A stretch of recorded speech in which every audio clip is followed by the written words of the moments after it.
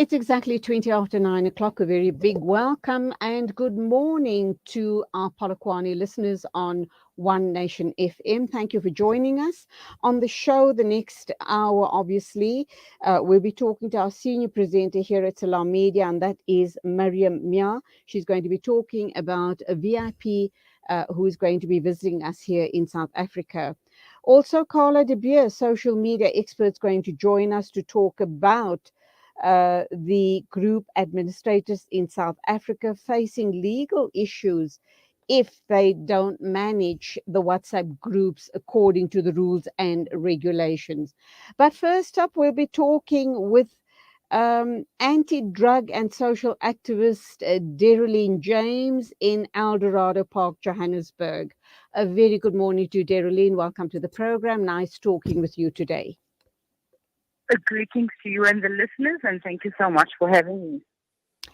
Okay, Dereleen, how is your son doing? The last time I spoke to you was a couple of years ago when you were very, very active in anti-drug activities in Eldorado Park and surrounding areas.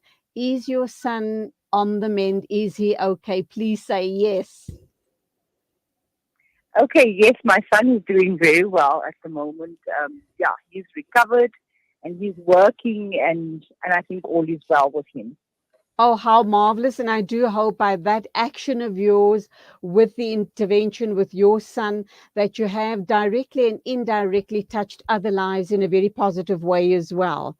That being said, you're sitting with another issue on your hands, which is obviously directly tied in with drug peddling, drug abuse, and other anti-social activities in Eldorado Park and surrounds. And we now understand that community leaders in Eldorado Park are calling for a shutdown of the area to address the scourge of local crime in your area. Yes, we've been camping out at the police station since Monday, and we said we will be stationed there until all our responses and all our pleas have been attended to, not heard, not responded to in writing, but unless we have tangible action from all government departments, that's where we will be camping. So you guys have camped out there, obviously at the risk of your own safety, or is it about safety in numbers? You know what? It's not about, yes, it is about us, and things are just so bad in Eldorado Park. Where at this stage we are having daily killings, daily shootings in broad daylight. And basically, as a result of that, the rampant increase in gun violence in our community, as a result of the drugs, we have said that it cannot be that we become another Cape Flats. You know, we have highlighted the plight of our community for almost a decade now. And every time we do so, we see an intervention from one or two departments, and it's short-lived. And shortly thereafter, all resources are pulled back or operations end, and then we're back to square one. So where we find ourselves right now is as a result of, tick box approach, and also departments working in silos and having interventions that are for 2 months and for 3 months. There's no sustainable plan in terms of development for Eldorado Park, in terms of addressing issues of unemployment, in terms of addressing the crime, basic service delivery. So what we are saying, we're not asking government to go the extra mile or, to prioritize us even. We're just asking all departments to actually fulfill their mandate and do what they're supposed to be doing. That's what we're saying. Hats off to That's what you we're and asking.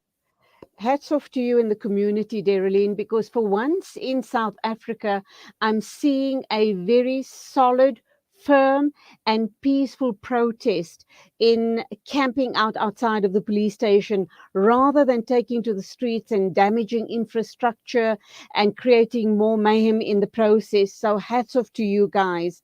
A couple of years ago, when you were very vociferous about the anti drug issue in Eldorado Park, at the time, Jacob Zuma was still president of the country, and he personally met with you and people in Eldorado Park, assuring you guys of a safe township, a safe environment, etc. Whatever happened thereafter? Why have things fallen so, badly apart?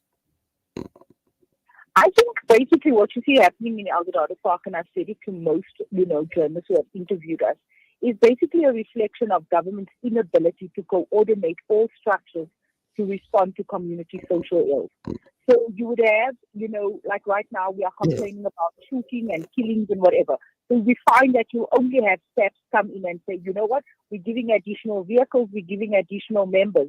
But without the support and the backing of the NPA, the justice system, all the efforts of staff become futile because the next day all the criminals are back on the street. You also find that there's no will to thoroughly investigate and to process these dockets because it's done shabbily and it's done with the intent of making the community happy and giving us steps.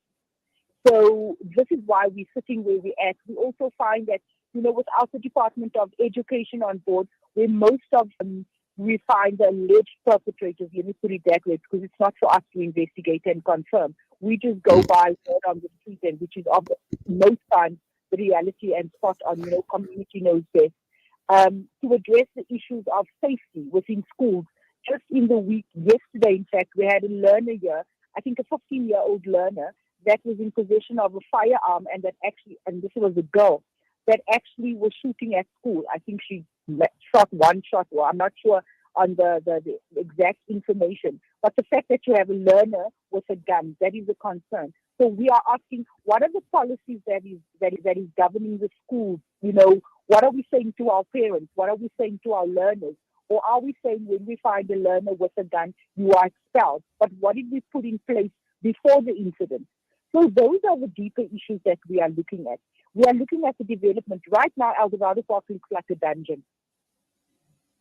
You have potholes, and yes, it's related, and yes and no, it's not related.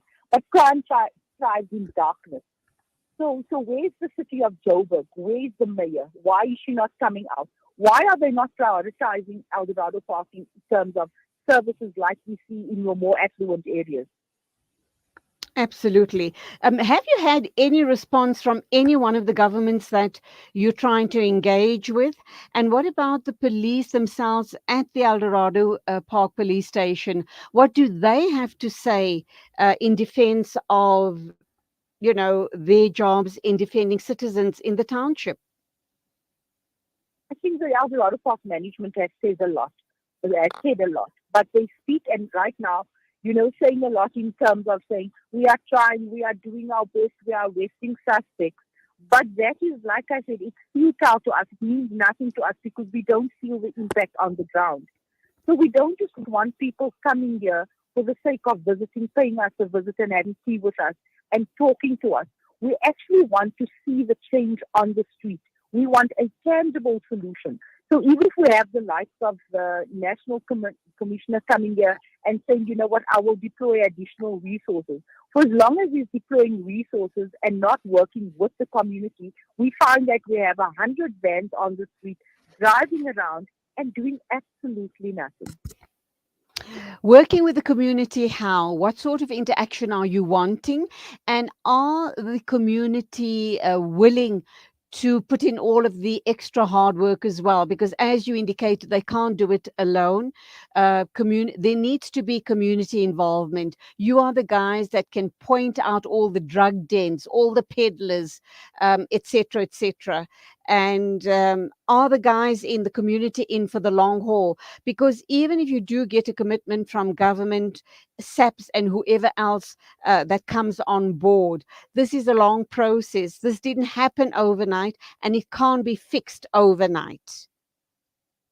I think the fact that just last night I was sitting 1 o'clock this morning when I was sitting in the tent, I realized that, you know what, we speak about it so lightly and saying we are having a stake out at that, but it actually takes a hell of a lot of commitment and dedication, for people to be, it speaks to their involvement, it speaks to their will, it speaks to their determination in wanting to see a community that is at least peaceful and livable. The community has been capacitating government officials on how to do what, how to do certain processes. So that in itself, the fact that we are here all the time, You have no other community, and I've traveled extensively in the last couple of months across all provinces. You have no other community that actually has stakeholders that meet as regularly as the stakeholders in Eldorado Park. And this is to discuss. We have a forum where you have the NPA, all on local level, where you have faith-based organizations, you have NGOs, NPOs, you have the Principals Forum, and we meet regularly. We have different WhatsApp groups where we discuss the issues, but we're not asking for handouts. We are asking, join hands with us and assist us, allow us to highlight the issues, and don't think that when we do highlight these issues, we are attacking. We are saying, guys, these are the loopholes that we are identifying. What can you do as a government? Because this falls within your mandate. You've outlined the deep commitment from all the stakeholders, that's the community in Eldorado Park. And despite that, the situation is very dire there. What more needs to be done, Dereleen? Because as you speak, my heart breaks to hear what could be a flourishing suburb or township has degraded, has gone to this point of degradation. It's almost at a point of no Absolutely. return. Yes, that's, you know what, although I want to agree with you, I almost don't want to fall in that mindset of being a Mm, pessimist, despite mm, what we are seeing. So mm. for us, it is, right now, I think we're sacrificing a hell of a lot and people are applauding us on Twitter and saying, well done for showing South Africa that you can protest without taking to the streets. So there are other means and ways. But for me, the concern is, how many more nights are we going to have to spend here to get Mm. a holistic approach, an integrated approach? Is it going to be is it just going to be all talk, oh shit, the community is doing well, they're taking out, or are we actually going to see change?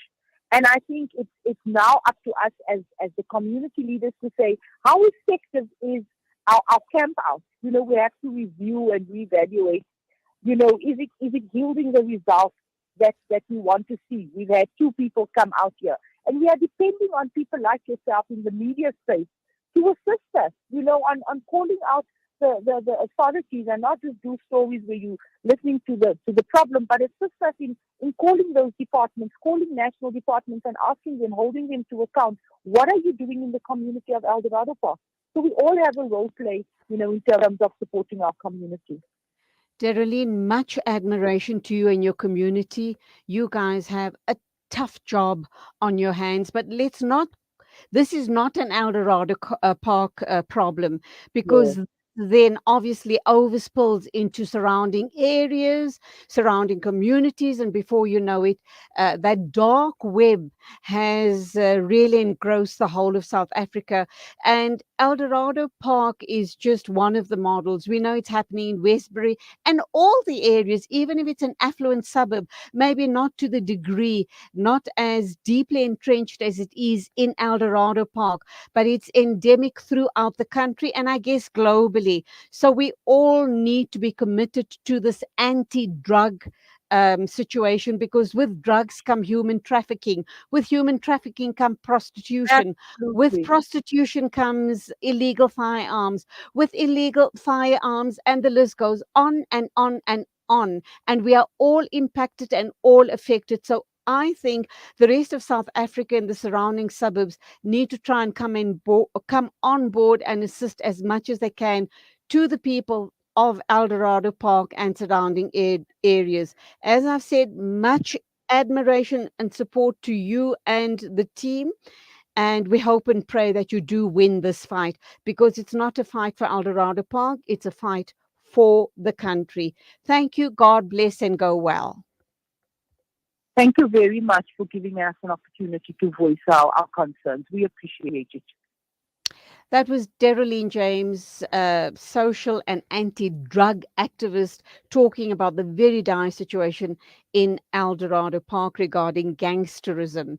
The time is 9:34 on News and Views right here on Salam Media. Still to come, we'll be talking with Carla De Beer, social media expert, and we'll wrap up with Appa Miriam Mia, senior presenter here at Salam Media.